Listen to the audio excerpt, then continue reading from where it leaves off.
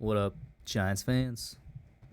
Very tired, very sad. I'm even holding the mic in my hand instead of resting it because I don't want to lean forward to record and whatnot. I'm really tired. There's gonna be no. I'm literally just gonna upload this raw OBS recording file to YouTube, bro. It's like 11:30, past 11:30 where I'm at. So Giants are now 2-1. We still have a winning record. We're 2-1. We're still above 500. That's something to keep in mind. But we lost Monday Night Football. The Monday Night Football curse continues, where we're just one of the worst teams in the league when it comes to Monday Night Football. We're one of the worst teams in the league when it comes to wearing our color rush, the very jersey that I'm wearing. These jerseys are cursed. They look good, but they're cursed. We cannot win in them. I think the only time we won in them was last year against the Eagles. But I'm going to try and, not break down everything, but I'm just going to go off the top of my head. First off, a really sad way to end the game. Sterling Shepard went down after jogging on the field.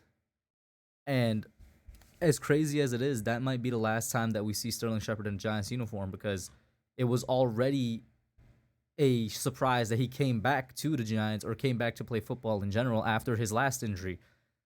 And it looks like he just tore something again, because he was jogging and then he went down. So prayers up to Sterling Shepard, and it's sad because the vet, that might be the last time we see him. The Daniel Jones interception, which wasn't even Daniel Jones' fault. If you guys looked at the replay, eventually they showed that David Sills slipped and fell down, and that is why the ball ended up being intercepted.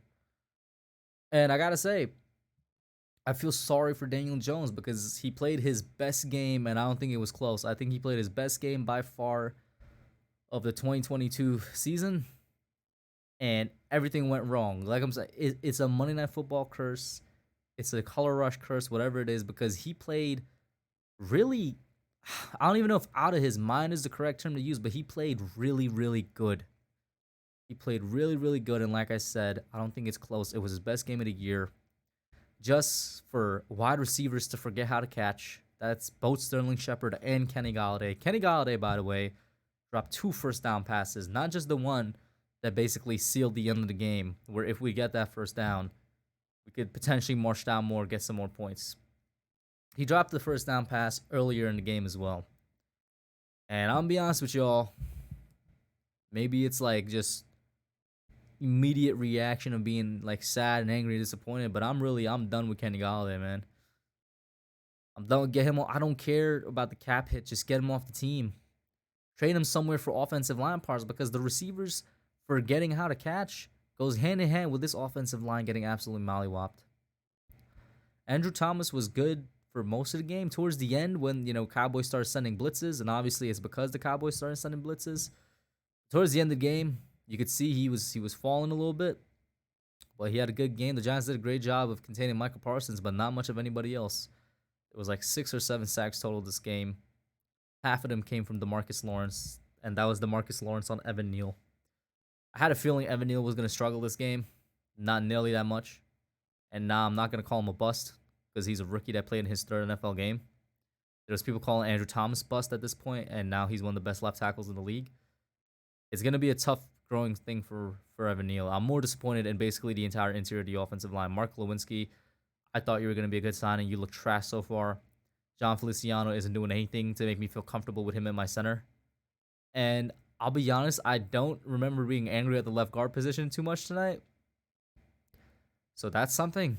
But we couldn't even run block well either. It seemed like every single week the offensive line took a step back since week 1. It makes no sense to me. Wide receivers can't get open either. I asked a question on stream last week in the Carolina game. Why is it that DJ has so much time but he's not throwing? Is it that our wide receivers are not getting open? Yeah, you look at the tape. Not getting open. And but most of that is because they're not that talented of wide receiver group. And now I don't blame Dayball for not playing Kenny Golladay, because what I talked about earlier, he's trash. He's washed. He can't catch anymore. And because of that, we're playing guys that should be 3rd string wide receivers, and they're dropping the football, and they can't get open. They cannot get open. When they try to get open, they're slipping and falling. Ridiculous. Absolutely ridiculous. And yeah, most of this game is on the offense, as usual. I said the games we play week 1 and 2 is not sustainable, where your defense plays out of their mind and your offense plays below average. This game, the offense played below average. The defense did not play out of its mind, and we lost. But before I go to that defensive side of football and special teams as well, I do want to say, I do feel bad for Daniel. Do I think he's the answer for the future? No. Does that mean I wish him the worst of luck? Nah, I want him to succeed. And I feel bad for him because he did everything in his power tonight to succeed. He was great with rushing the football tonight.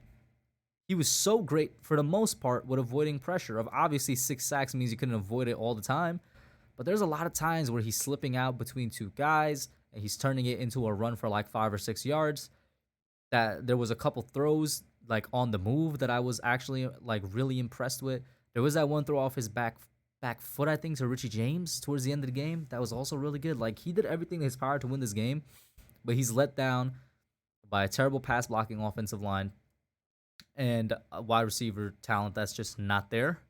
Also, play calling as well. I really got a bone to pick with Mike Kafka and Brian Dable. I don't know why they're so adverse to run the football with Saquon Barkley. You guys hear me and KB say it every single week on stream and in our videos. Continue to pound the rock with him. You're getting like 1, 2, 3 yard gains, but something's going to crack and he's going to find a crease and go for a touchdown. That happened last week. That happened week 1. And it happened this week. And after that touchdown run, I could probably count on my hands the amount of time they ran it with Saquon Barkley. There was time on the clock to run it with Saquon Barkley, and they still didn't. I don't know what's up with that. And then with Brian Dable, speaking of time management just had me scratching my head this entire game. Towards the end of the first half, it looked like Nathaniel Hackett was our head coach with time management and timeouts. We didn't use any timeouts. And then in the second half, it's like we used all of our timeouts before we like hit the 2-minute warning or like right around the 2-minute warning. So it didn't make any type of sense. And then the defense. Great first half. Completely collapsed in the second half. I don't know what happened there. They're going to be watching a lot of tape tomorrow. Wink Martindale is going to be chewing them out for sure tomorrow. We're missing Leonard Williams. I hope a lot of Giants fans see now why he's one of my favorite players on the team. Because a lot of those runs came up the middle. And even then, with the way they were moving him around week 1 and for the first half of week 2, before he went down, he was all over the line. And it was after he went down that Carolina had 2 big 20-yard runs on us. Leonard Williams means a lot to this defense, especially to the run defense. But the defense completely collapsed. That's on them too. So let's count so far. It's on the O-line. It's on the receivers for not getting open. It's on the receivers for not catching. It's on the defense for completely collapsing. It's on special teams for 2 reasons. That blocked field goal earlier, and then terrible punt coverage, which has been a problem since week 1. Terrible punt coverage has been a problem since week 1.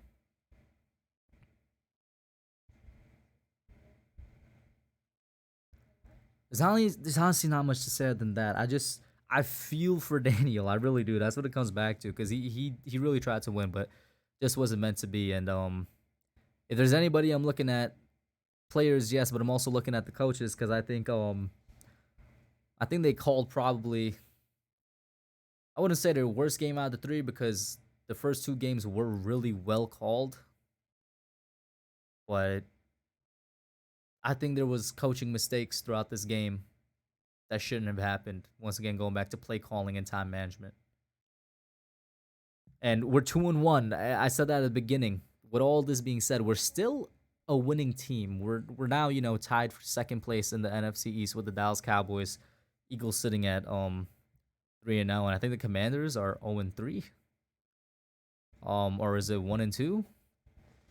We still got a winning record. We still have Chicago up next, which is still a winnable game. We still have a lot to do in the season. We still have a long way to go in terms of improvement. And it's not like we expect to be a playoff team this year, but there's a lot of season left. And there's a lot of football left, so we'll see what happens. That's really just my reaction to this game, man. It's going to be a long day for all 3 units, offense, defense, special teams tomorrow. Get Kenny Galladay off my team. Please get some new interior linemen in here. That's what I'm going to leave it off at, man. I'm out.